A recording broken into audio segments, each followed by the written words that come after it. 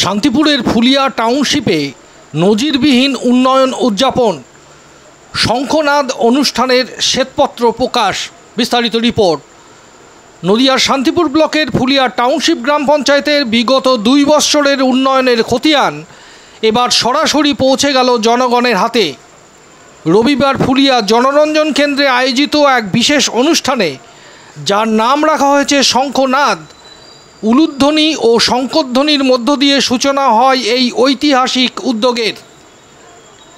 পঞ্চায়েতের পক্ষ থেকে প্রকাশিত এই শ্বেতপত্রে বিগত 2 বৎসরে সম্পন্ন হওয়া 52টি উন্নয়নমূলক কাজের তালিকা তুলে ধরা হয়।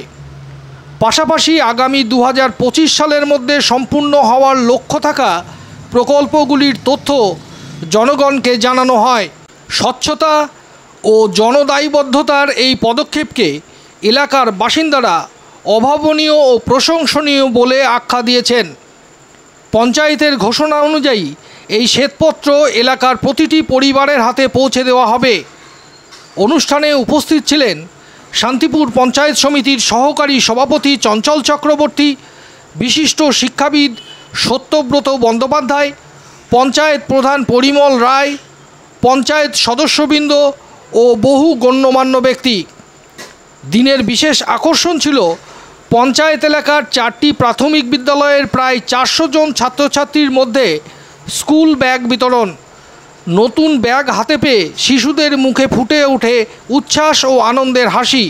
ফুলিয়া টাউনশিপ পঞ্চায়েতের এই স্বচ্ছতামুখী উদ্যোগ নিঃসন্দেহে গ্রামীণ উন্নয়ন ও গণতান্ত্রিক জবাবদিহিতার ক্ষেত্রে এক দৃষ্টান্ত স্থাপন করল। ব্যুরো রিপোর্ট, বাংলার প্রতিনিধি।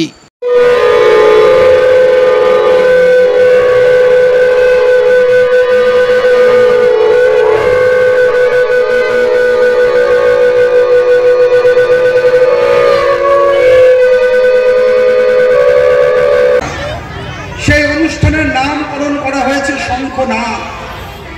আজ আমাদের কাছে খুব পবিত্র দিন। এই কারণে এই দিনটি পবিত্র, এই কারণে এই তিথিটি পবিত্র যে 2023 সালের এই তিথিতে, যদিও 11ই আগস্ট পড়েছিল, এই তিথিতে ফুলিয়া টাউনশিপ গ্রাম পঞ্চায়েত শান্তিপুর ব্লকের প্রথম বিজেপি পরিচালিত পঞ্চায়েত হিসাবে আত্মপ্রকাশ করেছিল। ফুলিয়া টাউনশিপ গ্রাম পঞ্চায়েত শান্তিপুর ব্লকের প্রথম পঞ্চায়েত, যে পঞ্চায়েতের দায়িত্বভার গ্রহণ করেছিল ভারতীয় জনতা পার্টি এবং গ্রহণ করে সেদিন অঙ্গীকার করেছিল যে এ পঞ্চায়েত চলবে সততার সঙ্গে, এ পঞ্চায়েত চলবে স্বচ্ছতার সঙ্গে, এ পঞ্চায়েত চলবে দ্রুততার সঙ্গে, এ পঞ্চায়েত চলবে দক্ষতার সঙ্গে। 2 বছর অতিক্রান্ত হয়েছে, আমরা সব কাজ করতে পেরেছি এটা বলতে পারবো না, কিন্তু ফুলিয়ার সর্বস্তরের মানুষের আশীর্বাদ, ভালোবাসা এবং ফুলিয়ার সর্বস্তরের মানুষ যে আশা আকাঙ্ক্ষা নিয়ে আমাদেরকে নির্বাচিত করেছিলেন, সেই মানুষের আশা আকাঙ্ক্ষার সবটা পূরণ করতে না পারলেও আমরা চেষ্টা করেছি। একটা রাজ্যের সরকার যে বিরোধী দল, যে দল পরিচালনা করছে, তারা প্রতিবন্ধকতা সৃষ্টি করেছে। জেলা পরিষদের প্রতিবন্ধকতা সত্ত্বেও পঞ্চায়েত সমিতির সহযোগিতা এবং ফুলিয়া টাউনশিপে গ্রাম পঞ্চায়েত সদস্যদের অগ্রণী ভূমিকায় আমরা অনেক কাজ করতে পেরেছি। আমি সেদিন হিসাব করছিলাম ফুলিয়া টাউনশিপ গ্রাম পঞ্চায়েতে যে 1978 সালের পঞ্চায়েত, 1978 সাল থেকে আজ পর্যন্ত কি কি কাজ হয়েছে। বিভিন্ন সময় বিভিন্ন পঞ্চায়েত প্রধান এসেছেন, চেয়ার অলঙ্কৃত করেছেন, পদ অলঙ্কৃত করেছেন।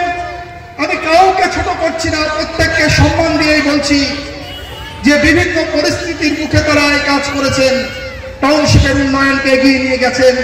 তাদের প্রতি যথাযথ সম্মান জানিয়েই বলছি যে 78 সাল থেকে আজ পর্যন্ত কোন পঞ্চায়েত পারেনি মাত্র 2 বছরে প্রায় 70টা প্রকল্প গ্রহণ করতে, যা সর্বকালীন রেকর্ড। এই রেকর্ড সৃষ্টি করেছে ফুলিয়া টাউনশিপ গ্রাম পঞ্চায়েত।